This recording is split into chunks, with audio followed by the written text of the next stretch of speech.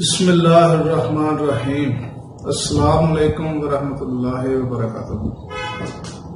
ناظرین، میں ایک مرتبہ پھر حکیم خالد ہربرٹ کلینک کی جانب سے آپ کی خدمت میں حاضر ہوں۔ ناظرین، ہمارا جو سلسلہ چل رہا ہے وہ ہے قانون مباشرت، یعنی کہ مباشرت کے قوانین۔ تو آپ کی رہنمائی کے لیے میں جو اس کے قانون رائج ہیں، جو طریقہ کار رائج ہیں، جن چیزوں سے بچنا چاہیے اور جو کام کرنے چاہیے وہ عام لوگوں کو نہیں پتا۔ یہ ویسے ذمہ داری والدین کی ہوتی ہے کہ والدہ اپنی لڑکی کو، بیٹی کو سمجھائے کہ کیسے زندگی گزارنی ہے، اور والد جو ہے وہ اپنے لڑکے کو سمجھائے۔ لیکن آج کل یہ کام نہیں ہوتا، حالانکہ یہ کام لازمی کرنا چاہیے۔ والد کو اپنے لڑکے کو سمجھانا چاہیے اور والدہ کو اپنی بیٹی کو سمجھانا چاہیے، تاکہ دونوں میاں بیوی کی زندگی بہت آسان طریقے سے گزرے۔ یہ کام وہ ہے کہ جو پوری زندگی کے لیے انسان کے کام آتا ہے۔ اس میں ہم شرما جاتے ہیں کہ اپنے لڑکوں کو سمجھائیں گے، دوستوں سے بات شیئر کر لیتے ہیں، یعنی کہ دوسرے لوگوں سے بات شیئر کر لیتے ہیں، لیکن اپنی اولاد سے شیئر نہیں کرتے۔ تو ناظرین، آپ کی رہنمائی کے لیے، آپ کے فائدے کے لیے، آپ کی اچھی زندگی گزارنے کے لیے جو میں آپ کو اصول، جو قانون مباشرت کے بتاتا ہوں، یہ ضرور دیکھیں، اس کو سنیں اور دوسرے دوستوں کو بھی بتائیں اور اس پر عمل بھی کریں، تاکہ آپ کی زندگی پرسکون گزرے، اچھے طریقے سے گزرے، تندرستی کے ساتھ گزرے۔ تو ناظرین، آج کا میرا ٹاپک ہے جماع۔ جماع کا کیوں کرنا چاہیے اور اس کی فوائد کیا ہے، اس کا طریقہ کیا ہے۔ آج کل لوگ نیٹ پر مختلف ویڈیو دیکھتے ہیں جو کہ بہت ہی ہمارے معاشرے میں بگاڑ پیدا کر رہی ہیں اور اس سے مختلف بیماریاں بھی لاحق ہو رہی ہیں۔ تو ناظرین، جو ہمیں اسلام نے طریقہ بتایا ہے، اگر ہم اس کے مطابق جماع کریں گے تو ہمیں کوئی نقصان نہیں ہوگا، بلکہ ہماری صحت بڑھے گی۔ تو جماع کا مقصد صرف یہ نہیں ہے کہ ہماری جو لطف لینا ہے، اس کا مقصد صرف یہ ہونا چاہیے کہ آگے ہماری نسل جو ہے وہ بڑھے۔ جماع سے غرض محض اخراج منی نہیں ہے، بلکہ اس کا مقصد سلسلہ نسل کا باقی رکھنا ہے، جس کے لیے مرد و عورت کے اعضاء شہوانیہ کی تکمیل اور ان کا مناسب استعمال اور قواعد شہوانیہ کی پختگی دونوں فریقین کی جانب سے موافقت، رضامندی وغیرہ امور لازمی ہے۔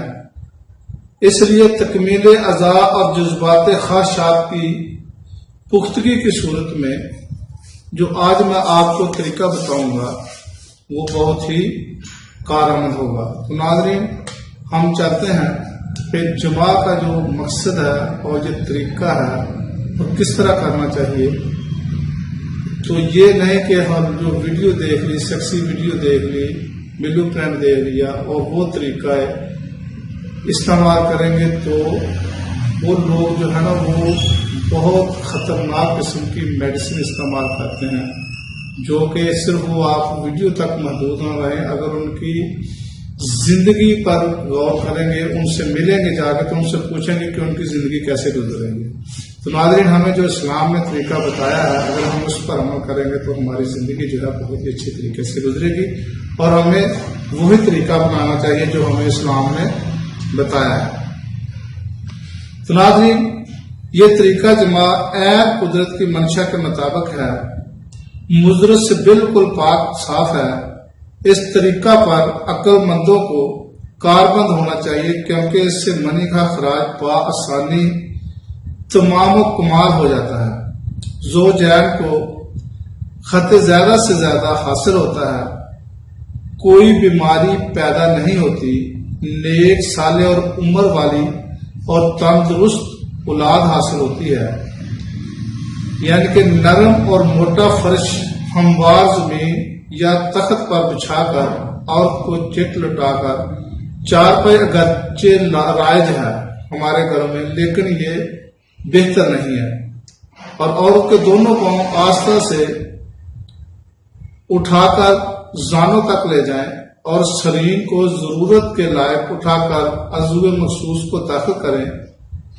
اس کے بعد سینے سے سینہ ملا کر اپنے پاؤں پیچھے کی طرف نکال دیں۔